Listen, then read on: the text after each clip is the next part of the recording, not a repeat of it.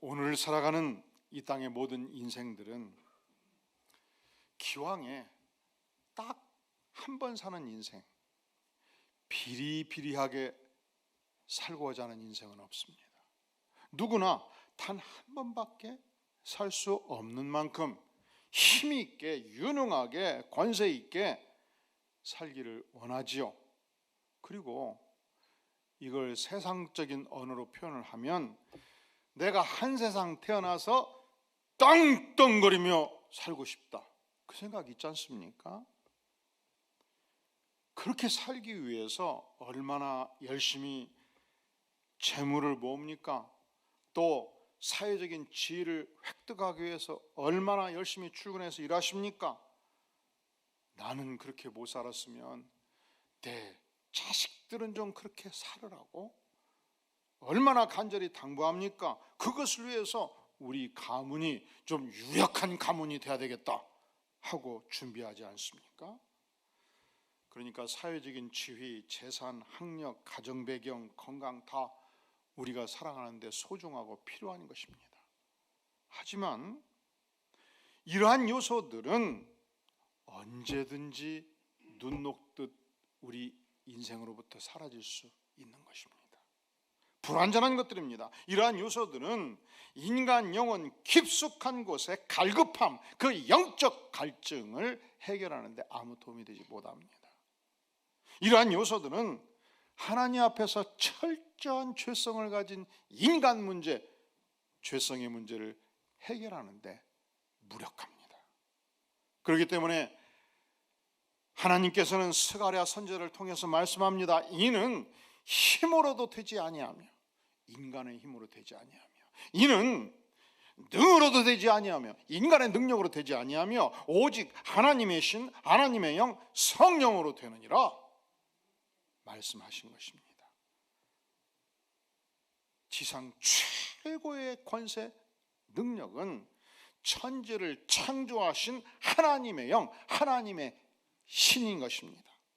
그러니까 우리가 하나님의 영을 덧입는 것, 성령의 충만을 경험하는 것, 성령의 세례를 받는 것, 성령의 기름 부음을 받는 것은 우리가 기왕 한 세상 살면서, 그리고 신자로 살아가면서 필수적으로 덧입어야 될 사항일 뿐만 아니라 그것은 동시에 지상 최대의 축복이 되는 것입니다.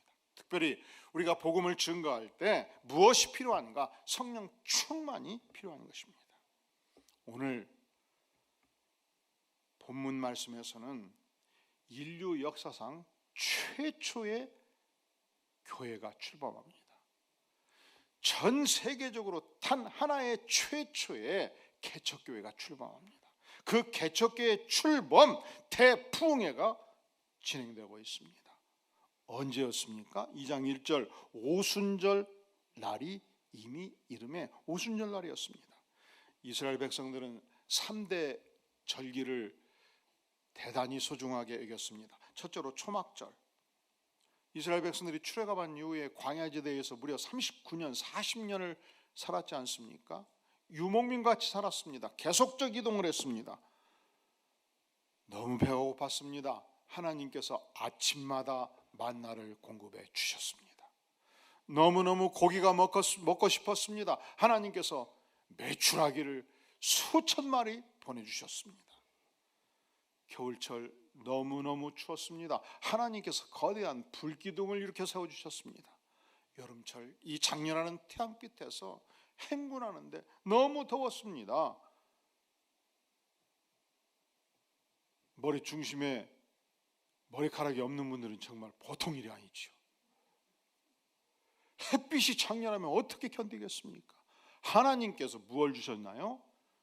거대한 구름기름을 주셨습니다. 39년 40년을 하나님께서 보호해 주셨습니다. 이 은혜를 감사 찬양하기 위해서 정착민이 되었음에도 불구하고 저들은 집을 나와서 광야지대에 텐트를 세우고 7일 동안 온 가족이 함께 지내면서 과거 우리 조상들을 어떻게 하나님께서 지켜 보호해 주셨는가 자녀들을 향해서 교육하고 있었습니다.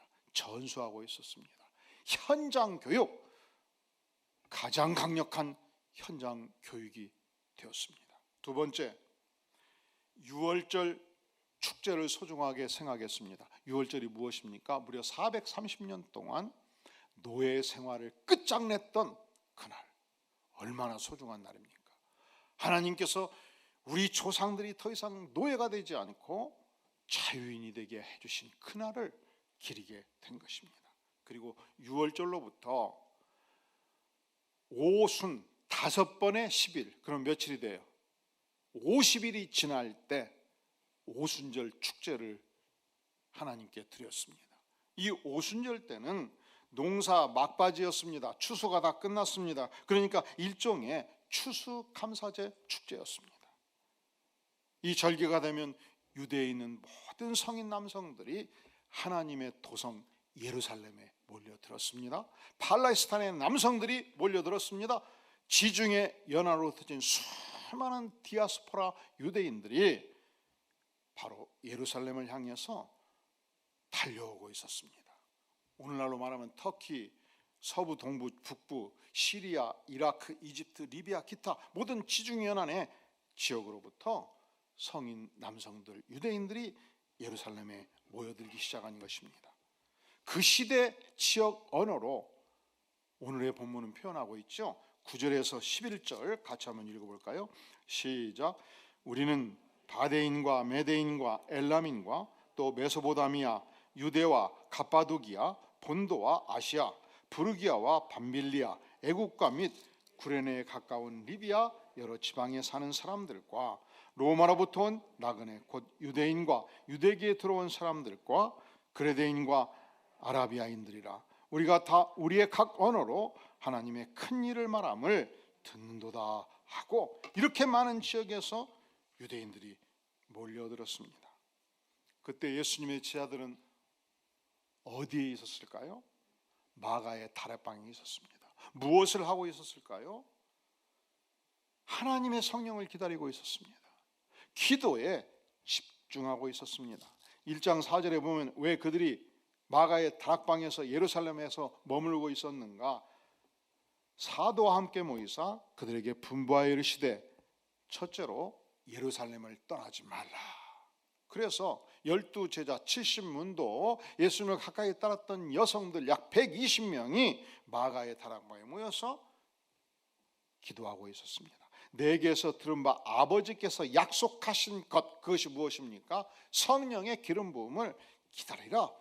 저들은 열심히 기도에 집중하고 있을 그때 아주 놀라운 일이 일어났습니다. 깜짝 놀랄 일이 일어났습니다. 1절 오순절 날이 이미 이름에 그들이 다 같이 한 곳에 모였더니 2절 시작. 호련히 하늘로부터 급하고 강한 바람 같은 소리가 있어 그들이 앉은 온 집에 가득하며, 자연계의 변화가 온 것입니다. 어떤 변화가 왔습니까? 하늘로부터 무엇이 급하고 강한 바람 같은 무엇?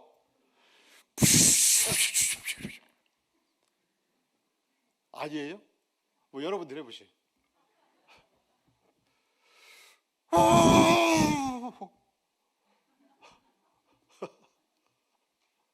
급하고 바람 같은 소리가 집안 가득 찼죠. 두 번째, 마치 불의 혀처럼 갈라지는 3절, 불의 혀처럼 갈라지는 것들이 그들에게 보여 각 사람 위에 하나씩 임하여 있었습니다. 그때 그들이 120여 명의 하나님의 백성들이 성령의 충만함을 받았습니다. 성령이 말하게 하심을 따라 어떤 언어들로 다른 언어들로 말하기 시작한 것입니다.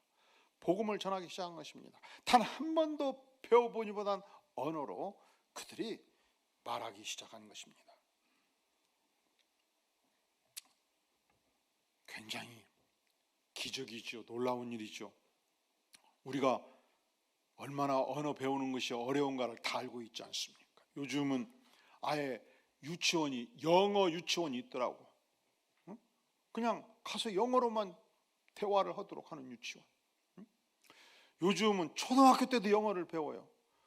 중고등학교 때 배우고 대학 가서 배우고 그 기나긴 세월 동안 영어를 배워도 미국인 딱 오면 5분 이상 대화하기가 힘들어. 언어 배우는 것이 진짜 힘들어요. 그런데 지금 갈릴리 출신 예수님의 제자들은 가방끈이 짧았습니다. 업으로 생활을 했습니다. 고등학문을 한 사람들이 아니에요. 단 한 번도 외국어에 대해서 언어에 대해서 배운 바가 없음에도 불구하고 성령 충만함을 받았을 때 기적의 역사가 일어났습니다. 그 모든 지역에서 온 사람들로 하여금 강력한 복음 증거를 그들의 언어로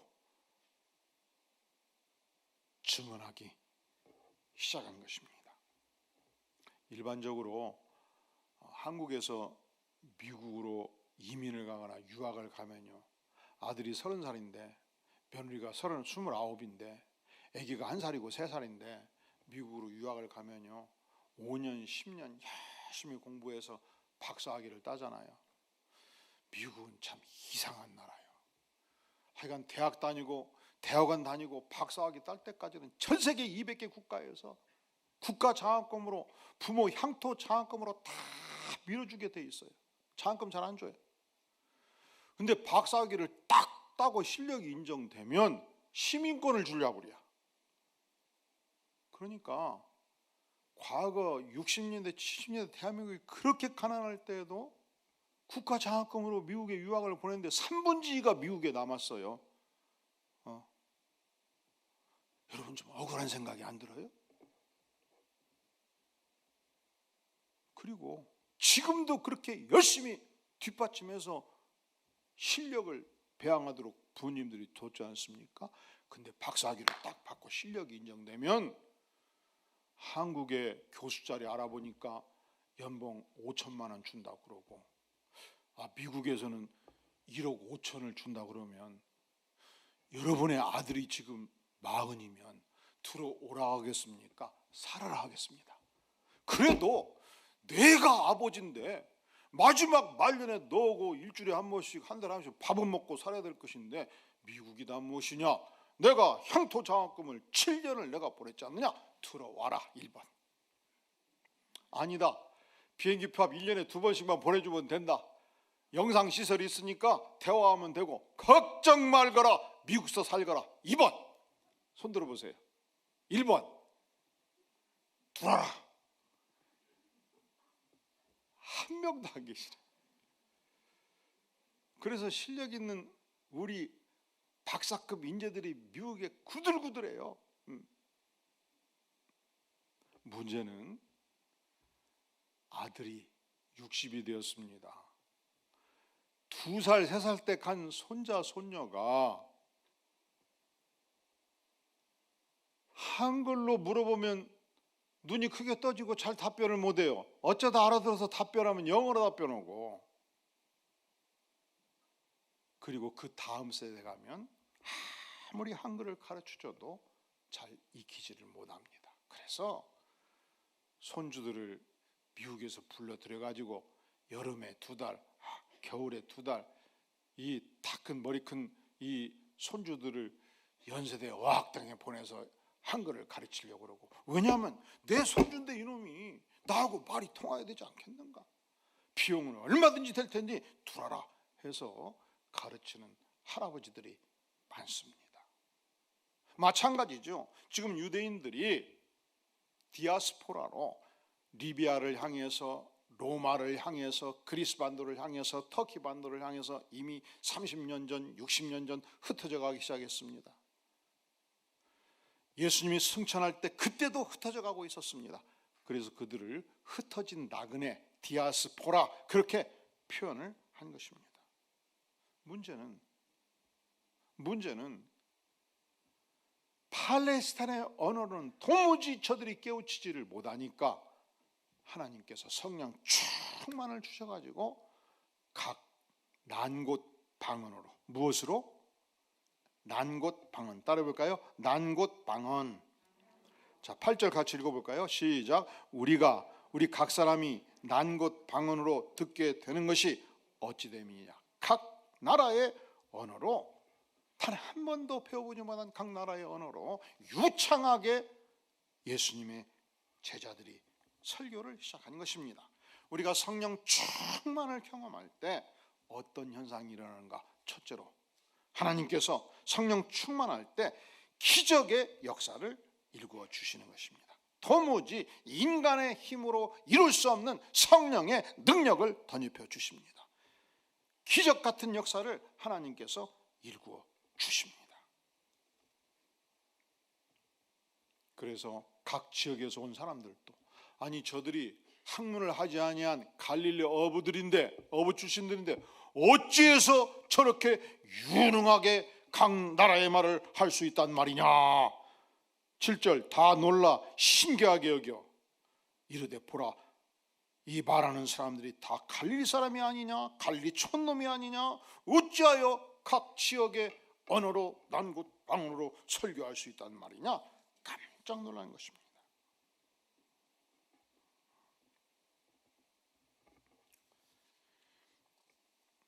미국의 유명한 야구 선수 중에 과거 빌리 썬데이라는 인물이 있었습니다. 그는 시카고 화이트삭스의 아주 유명한 선수였습니다. 그는 발이 대단히 빨랐습니다. 각 베이스를 움직일 때마다 14초 내에 주파했던 전설적인 인물입니다. 가장 도루를 많이 했던 유명한 선수였습니다. 그런데 놀랍게도 그는 선수 시절 술독에 빠져 살았습니다. 그가 25살이 되었을 때 주일 어느 날 할리 먼로 목사님이 인도하는 부흥 집회에 참석했습니다. 그 부흥 집회를 통해서 얼마나 내가 허랑방탕한 인생인가, 내가 내 인생을 정리하고 예수님을 영접해야 되겠다, 예수님을 영접하고 생활에 대혁명이 일어난 것입니다. 그는 자기의 동료 야구 선수들을 향해서 복음을 증거하기 시작했습니다. 어디를 가나 복음을 증거하기 시작했습니다. 아예 야구 선수를 그만두고 미국 전역을 다니면서 복음을 증거하는 전도자로 변신을 한 것입니다. 그가 어린 시절 주일학교를 다녔습니다. 그때 자기를 가르쳤던 목사님의 말씀을 기억합니다. 첫째로 15분 아침마다 하나님의 말씀을 들으라, 성경 읽기. 두 번째 15분 하나님과 대화하라, 기도하기. 세 번째 15분 하나님에 대해서 증거하라, 언제든지 밖으로 나가면 예수를 증거하자. 네 번째 15분 희생적인 사랑을 실천하라. 그래서 움직일 때마다 누구를 도울 수 있으면 봉사의 삶을 살기 시작한 것입니다. 하지만 빌리 썬데이는 이 유능한 전도자가 되기에는 근본적으로 부족한 점이 많았습니다. 그는 독일 이민자 출신이었습니다. 영어에 능하지 못했습니다. 그가 출생한 지 5주가 지났을 때 아버지가 세상을 떴습니다. 그는 10살 되었을 때 고아원으로 들어갔습니다. 고등학교를 다닐 수가 없었습니다. 그는 농촌 출신이었습니다. 가방끈 짧지요, 영어 잘 못하지요. 그저 운동을 해가지고 야구 선수가 되었는데 하나님의 부름을 받고 전도 사역을 시작을 한 것입니다. 미국에 3만 명 이상 되는 모든 도시를 다니면서 집회를 인도했고 복음을 증거했습니다. 그런데 이상하지요. 가방끈과 관계없이 강력한 성령의 능력이 나타났습니다. 수천 수만의 사람들이 회개하고 주 앞에 돌아왔습니다. 그가 성령 충만을 체험했을 때 역사상 빌리 그라함 다음으로 빌리 썬데이가 유명한 전도자라고 말할 만큼, 그리고 그가 평생 동안 90만 명 이상을 예수님께로 인도했던 기적적인 역사를 일구었습니다. 이것이 어떻게 가능한가? 여러분, 인생의 기적이 가능해요. 언제 그것이 가능한가? 성령의 충만함을 체험할 때 가능하죠. 성령의 기름 부음을 받을 때, 성령의 세례를 받을 때 우리가 과거에 예측할 수 없었던 위대한 기적의 역사를 체험하게 되는 것입니다. 성령이 임하면 우리 생애 속에서 어떤 현상이 나타나는가? 기적의 능력을 받죠. 두 번째로, 성령이 임하면 내가 성령 충만한 삶을 산다고 해서 예수 안 믿는 사람들이, 세상 사람들이 참 훌륭하다, 위대하다 칭찬하는 것은 아닙니다. 아니, 오히려 멸시하고 천대하고 핍박할 수 있습니다. 여러분이 성령 충만을 받고 여러분이 복음을 증거하다가 핍박을 받으면 아, 그렇구나, 진짜 성령 충만이 임했구나, 이것이 성경적인 현상이구나 믿으면 틀림없습니다. 예수님의 제자들이 난곳 방언으로 그렇게 유능한 설교를 했을 때에 그들이 인정을 받았는가? 꼭 그런 것은 아니지요. 자, 2장 12절 시작. 다 놀라며 당황하여 서로 이르되 이 어찌된 일이냐 하며, 13절 시작. 또 어떤 이들은 조롱하여 이르되 그들이 세술에 취하였다 하더라. 어찌된 일이냐? 조롱했습니다. 저들이 뭐에 취했다고요? 성경 말씀이라 좀 점잖하게 표현한 거예요. 요 녀석들이 술 먹고 술주정하는구나, 이렇게 세상 사람들은 여겼다는 것입니다. 우리가 성령 충만해서 복음을 전할 때, 예수님을 선포할 때, 진리를 전할 때 세상 사람들이 꼭 우리를 경청하는 것 아닙니다. 칭찬하는 거 아닙니다. 오히려 멸시천대하고 조롱하고 심지어 술주정한다고 비난하기도 하는 것입니다. 그렇다면 우리가 성령 충만함을 받고 복음을 전하다가 핍박을 받을 때 어찌할꼬 우리는 어떤 삶을 살아야 되는가? 우리 예수님께서 산상수훈에서 말씀합니다. 마태복음 5장 10절에서 의를 위하여 박해를 받는 자는, 따라해 볼까요? 복이 있나니. 뭐가 있다고요? 복이 있다고. 나로 말미암아 너희를 욕하고 박해하고 거짓으로 너희를 거스리는 모든 악한 말을 할 때에는 너희에게, 따라해 볼까요? 복이 있나니. 성령 충만해서 복음을 전하다가 핍박을 받으면 복된 인생입니다. 우리가 성령 충만해서 복음을 전했을 때 욕먹고 박해받고 그리고 상대방이 나를 악한 말로 저주할 때는 너희에게 무엇이 있다고요? 복이 있다 말씀합니다. 그러니까 핍박받으면 우리가 어떻게 해야 되냐? 12절 따라해 볼까요? 기뻐하고 즐거워하라. 기뻐하고 즐거워하라. 왜? 하늘의 상이 크다, 그렇게 말씀을 하는 것입니다. 우리가 성령 충만을 받고 복음을 증거하면 반드시 인정받는 게 아니라는 거예요. 이사야 선지자는 하나님의 말씀을 평생 증거하는 삶을 살았습니다. 하나님을 떠난 백성들을 향해서 심판을 선포했습니다. 그것이 듣기 싫어서 유대인들이 이사야 선지자를 체포했습니다. 자, 듣기 좀 거부가니까 정신 차리셔요. 그가 체포되어서 전신을 톱으로 켰습니다. 그렇게 순교한 것입니다. 에레미야 선지자, 그는 BC 7세기경 남방 유다의 선지자였습니다. 하나님의 백성이 하나님을 떠났을 때 눈물로 기도를 했습니다. 하나님의 백성들이 타락했을 때 하나님께 돌아오도록 눈물로 선포를 했습니다. 너희가 하나님께 돌아오지 아니하면 하나님의 심판과 멸망이 임하리라 경고했습니다. 어떻게 눈물을 많이 흘리며 기도를 했든지 평생 그 인생 후반부가 눈이 퉁퉁 부어서 살았다는 것입니다. 무려 40여 년을 눈물로 기도한 선지자였고, 그래서 에레미야를 언급할 때는 앞에 세 글자가 붙어요. 세 글자. 뭐지요? 따라해 볼까요? 눈물의 에레미야.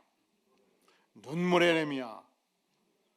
그렇게 40년을 선지자로 살았으면, 백성들을 위해서 간절히 기도를 했으면, 눈물로 기도를 했으면 백성들이 좀 존중해 줘야 되지 않겠습니까? 존경해야 되지 않겠습니까? 그런데 심판과 멸망을 경고했다고 해서 그를 체포합니다. 핍박합니다. 매우 칩니다. 심지어 죽이려고까지 했습니다. 우리가 성령 충만을 받으면 결코 그 일로 세상의 인정을 받는 것은 아니라는 거예요. 기적의 역사를 읽어주시기도 합니다. 엄청난 핍박도 받기도 합니다. 우리가 성령 충만을 받으면 세 번째, 그 인격과 그 인생 비전이 놀랍게도 업그레이드 됩니다. 새로운 변화를 맛보게 되는 것입니다. 우리가 예수님을 믿으면 성령이 우리 마음속에 임하십니다. 그리고 우리의 몸과 마음을 다스리고 지배하십니다. 성령의 생각을 하고 성령의 인도를 받는 삶을 샀습니다. 그것을 세상 사람들은 술 취했다고 보는 거예요. 술꾼이 술이 일정한 분량이 넘어가면 술을 먹는다고 그랬죠. 술독에 빠져 산다고 그랬죠. 그리고 술을 자시는 분들은 잠도 안 주무셔. 헛얘기 또 하고 또 하고. 첫째로 잠을 안 주무셔. 두 번째로 헛얘기 또 하고 또 하고. 세 번째로 계속 드셔. 네 번째로 힘이 나가지고 큰 소리가 빵빵 나와요. 다섯 번째로 걸어갈 때 비틀거리면서 세상이 다 자기 것인 줄 알고 갈지자 인생을 삽니다. 그런 인생은 온전한 인격이 지배하는 인생이 아니죠. 뭐가 지배합니까? 술이, 알코올이 그 인생을 지배하지 않습니까? 성령 충만은 무엇이냐? 성령 하나님이 내 인생을 다스리는 생이라는 거예요. 성령을 기름 붓듯 부어주심으로 하나님의 영으로 내 악한 자아와 인격을 제거해 주시고 선한 자아와 하나님의 인격으로 나를 빚어주시는 것입니다. 그래서 하나님이 쓰실 만한 인물로 바꾸어 주십니다. 그래서 스가랴 선지자가 외친 거예요. 이는 하나님의 백성이 사는 삶은 나의 힘으로 되지 아니하고 능으로 나의 능력으로 되지 아니하고, 따라해 볼까요? 오직 하나님의 영 성령으로 되느니라. 하나님의 영 성령으로 되는 것입니다. 우리가 우리의 사랑하는 자녀들, 손주들이 자라갈 때 무엇을 위해서 기도해야 되겠습니까? 일찍부터 구원을 체험하고 예수님을 영접하고 하나님의 영의 다스림을 받는 삶을 살도록 기도해야 되지 않겠습니까? 진젤도르프 백작은 유명한 부자였습니다. 영지가, 그가 다스리는 땅이 어마어마했습니다. 당시 모라비안 신도들이 유랑하고 있었습니다. 그들이 머물 곳이 없었습니다. 수천 명의 하나님의 사람들이 유랑할 때 진젤도르프 백작이 자기의 영지를 엽니다. 여기서 살도록 하시오. 그리고 그들을 이끌어가는 위대한 영적 지도자가 되었습니다. 진젠드로프는 각 가정을 10가정씩 묶어서 기도하도록 도왔습니다. 그리고 1년, 2년 함께 기도하면서 한 가정을 선교사로 세우도록 명했습니다. 이제 10가정이 열심히 기도합니다. 누가 하나님의 부름을 받습니까? 우리 가정이 하나님의 부름을 받습니다. 그러면 선교사로 준비하고 그 10가정이 이 선교사로 떠나는 모든 차료들을 준비해 줍니다. 배를 만듭니다. 식량을 싣습니다. 그리고 바다에 띄운 거예요. 그 배가 케냐에 도착하면 케냐의 선교지가 되죠. 리비아에 도착하면 리비아의 선교지가 되죠. 그런데 때로 풍랑을 만나서 순교하기도 했습니다. 강력한 지도력을 발휘하면서 그 시대의 선교에 눈이 감겨 있을 때 선교의 문을 열었던 하나님의 사람이었습니다. 그런데 그가 언제 예수님을 믿는가? 6살 때. 몇 살 때? 우리가 생각할 때는 아직 의사결정에 능력이 없을 때, 그때 예수님의 사랑을 체험하고 예수님을 신앙 고백하고 그때 나의 삶 전체를 주님께 드립니다. 주님을 위해서 살겠습니다.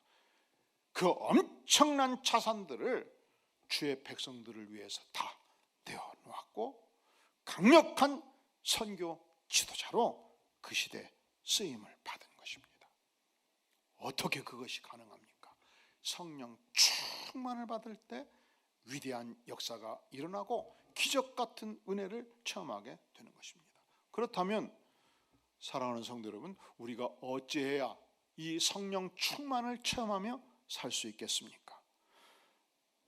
오늘 사도행전 1장, 2장을 배경으로 보면 제자들의 살아가는 삶의 일정한 패턴이 있습니다. 첫째로 그들은 마가의 다락방에 모여서 전적으로 기도에 힘쓰는 삶을 살았습니다. 우리 다 함께 1장 14절 말씀 같이 한번 읽어볼까요? 시작. 여자들과 예수의 어머니 마리아와 예수의 아우들과 더불어 마음을 같이하여 오로지 기도에 힘쓰더라. 오로지 단 한 가지 무엇에 힘쓴다고요? 저들은 기도에 힘쓰고 있었습니다. 기도할 때 성령 충만이 임합니다. 기도의 능력을 덧입을 때 성령의 기름 부음이 임하는 것입니다. 또한 베드로 사도는 이 120문도를 향해서 열심히 하나님의 말씀을 증거했습니다. 16절에 보면 형제들아 성령이 다윗의 입을 통하여 예수 잡는 자들의 길잡이가 된 유다를 가리켜 미리 말씀하신 성령이 응하였나니, 베드로 사도는 구약 성경에 능통했습니다. 구약 성경의 말씀을 인용해서 설교합니다. 하나님의 말씀을 증언합니다. 이 120문도가 하나님의 말씀을 묵상하고 하나님의 말씀에 집중하고 있었습니다. 세 번째로 초대교회 성도들의 삶의 특징이 무엇이었냐? 2장 47절 우리 같이 한번 봉독해 볼까요? 2장 47절 시작. 하나님을 찬미하며 또 온 백성에게 칭송을 받으니 주께서 구원 받는 사람을 날마다 더하게 하시니라. 하나님을 어떻게 했다고요? 찬미했습니다. 하나님을 찬양했습니다. 하나님께 영광을 돌렸습니다. 하나님께 집중한 것입니다. 그들은 기도로 집중했고 하나님의 말씀으로 집중하고 하나님을 찬양함으로 하나님께 집중하고 있었습니다. 그때 하나님께서 충만한 기름 부으심의 역사를 일구어 주신 것입니다. 한 번밖에 살 수 없는 나의 생에 어떻게 사시겠습니까? 유능한 생에 사셔야 되지 않겠습니까? 능력 있는 생에 사셔야 되지 않겠습니까? 기적적인 생애가 되어야 되지 않겠습니까? 어떻게 그것이 가능합니까? 기도에 전념하고 하나님의 말씀을 묵상하고 하나님을 찬미함으로 안디옥 모든 성도들이 성령 충만을 덧입는 복된 생애를 사시기를 주의 이름으로 축원합니다. 기도합니다. 영광의 주님, 그렇습니다. 우리가 하나님께 집중하기를 구합니다.